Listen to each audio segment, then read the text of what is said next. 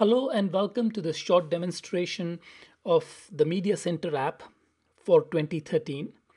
And the idea behind this app is rather simple.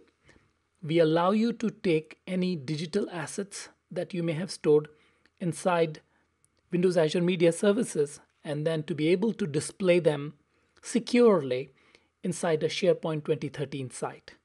So that's the key objective. And for those who have not had a chance to look at the Media Services platform, let me give you a quick view of that. And here is the Windows Azure portal, which is Microsoft's cloud offering.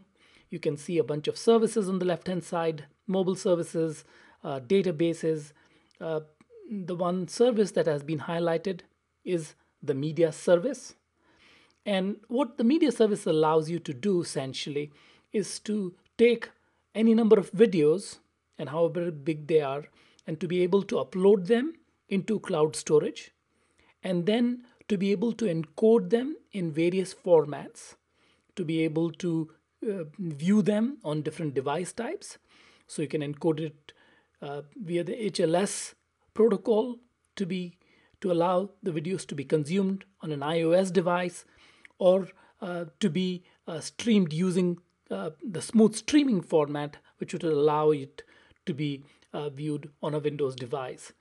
So not only can you do all these encodings, but you can also prepare them for delivery to devices across the world. In fact, you can deliver these videos from edge locations, which are closer to the consumers around the world as well.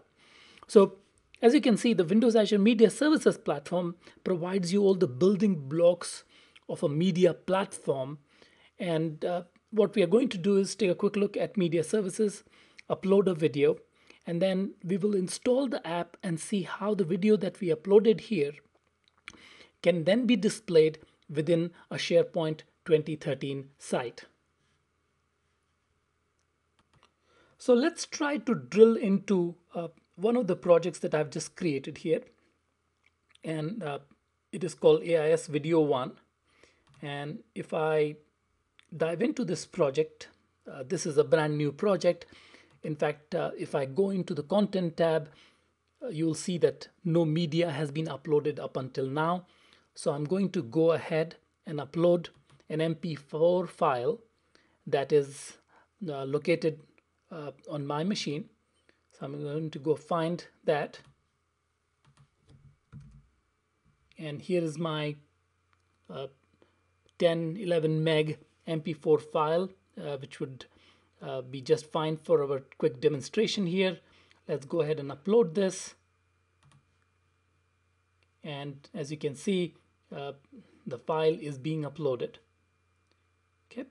Once the upload is complete, we will then encode this uploaded asset into a format that will allow that video to be played inside an IE or a Chrome browser.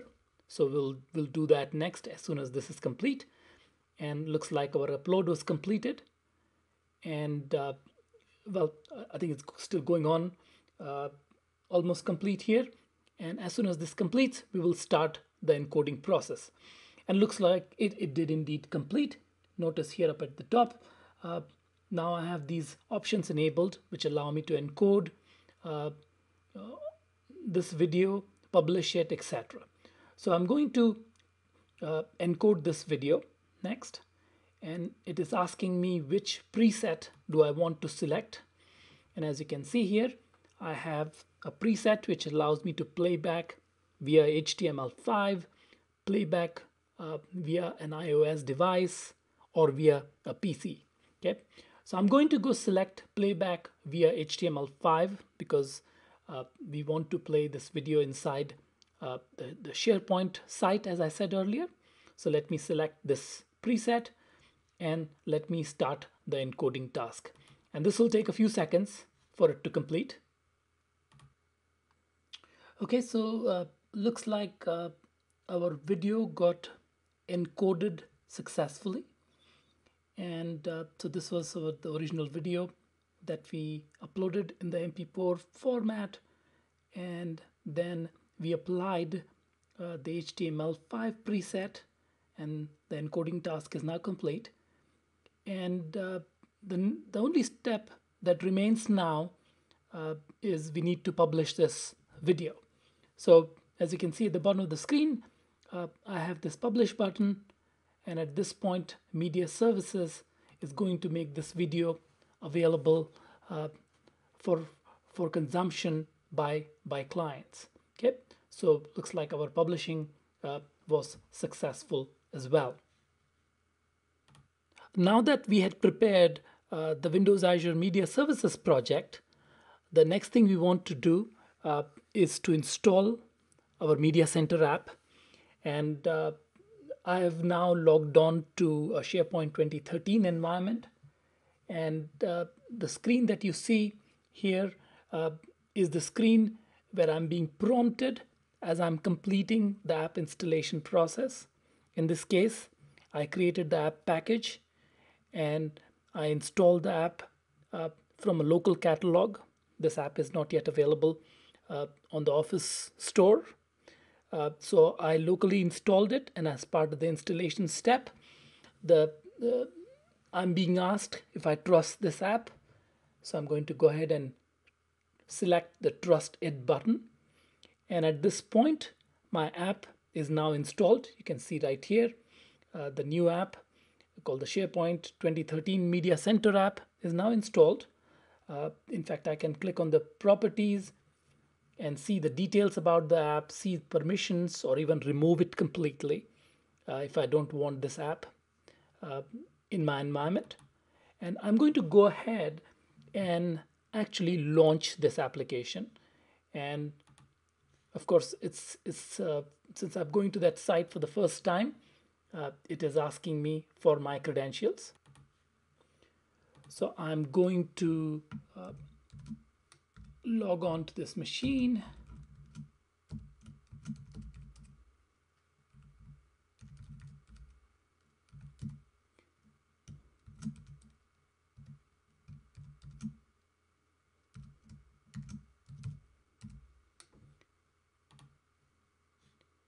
And looks like our logon was successful. This is my Visual Studio environment. I just compiled my app here.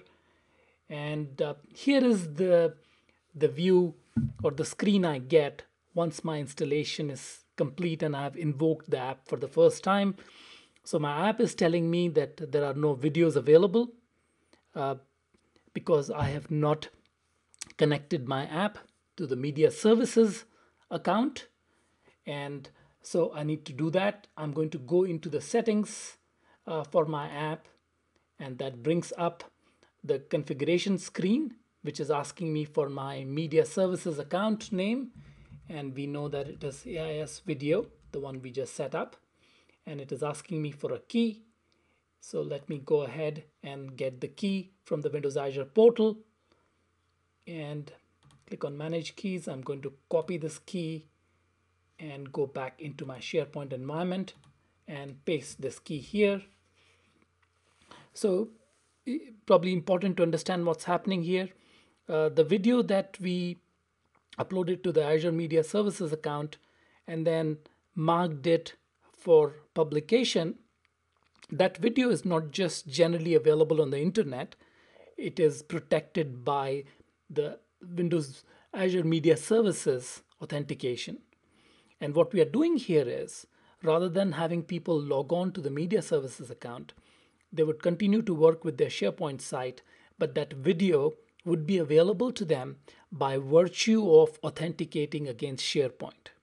Okay, so that's an important point. The other thing to note here is we are obviously not downloading the videos. The videos were still being played from the Azure Media Services location.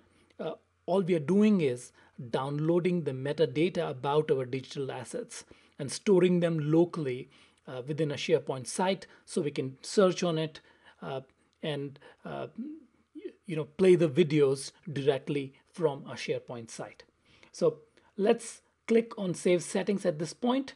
And by the way, there is a sync option here. How often do you want to sync the metadata about your digital assets that are stored locally in SharePoint with the Azure Media Services account? So I'm going to go ahead and save this. At this point, it is going out and trying to get media assets from my Azure Media Services account. And if I entered all the information correctly, in a few seconds, I should see the metadata for that video appear here. Okay, so it looks like our video metadata was downloaded into our SharePoint app. And now I can go in here simply and start playing that video, as you can see here.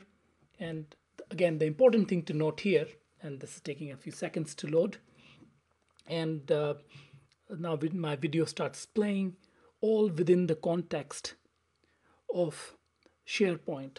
So this concludes this demonstration. There are a fair amount of technical details about how this app was constructed. I encourage you to read the accompanying blog post that describes many of the technical details that went into creating this application. I hope you found this video useful. Thank you for watching.